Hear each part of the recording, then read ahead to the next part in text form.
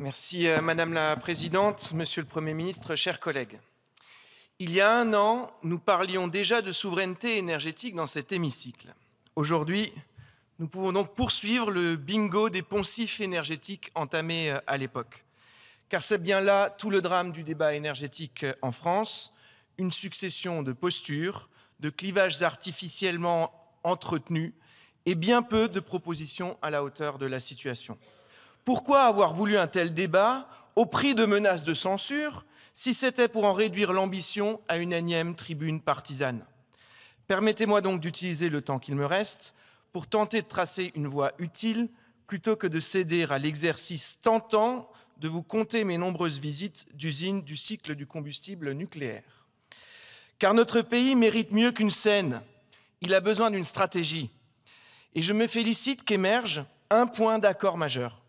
Nous partageons tous l'ambition de décarboner notre consommation énergétique.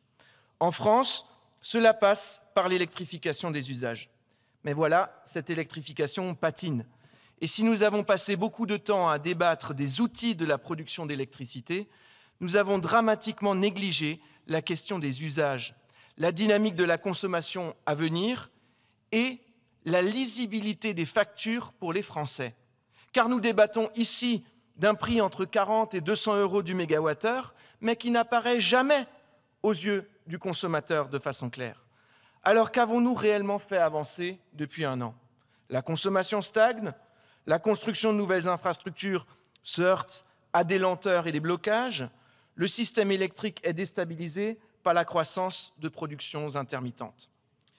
C'est dans cet esprit que je vous ai adressé la semaine dernière, Monsieur le Premier ministre, 5 propositions claires et concrètes pour corriger la PPE.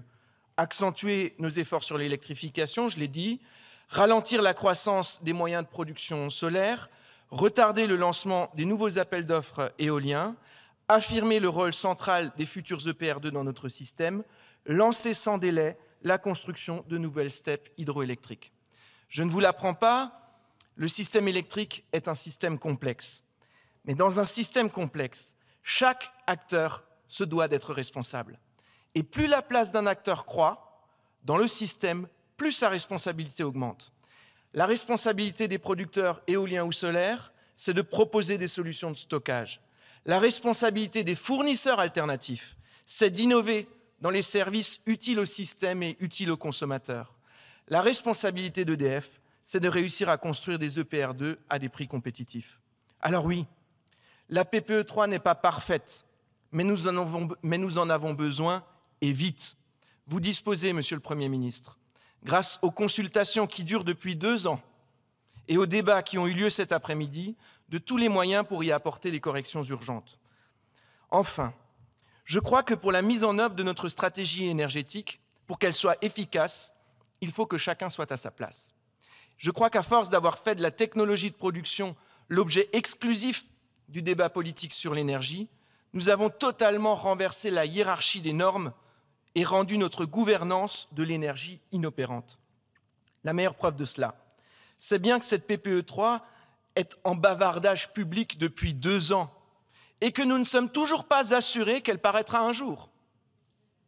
L'urbis du législateur l'a conduit à vouloir endosser un rôle qui n'est pas le sien, alors que la Constitution de la Ve République met beaucoup de soin à définir la répartition des rôles entre la loi et le règlement. La loi ne peut pas avoir pour ambition de couvrir la périodicité d'un plan tactique de 5 ans. La loi fixe la stratégie à long terme, le gouvernement manœuvre, les opérateurs mettent en œuvre, le Parlement contrôle. Et nous devons insister sur ce point.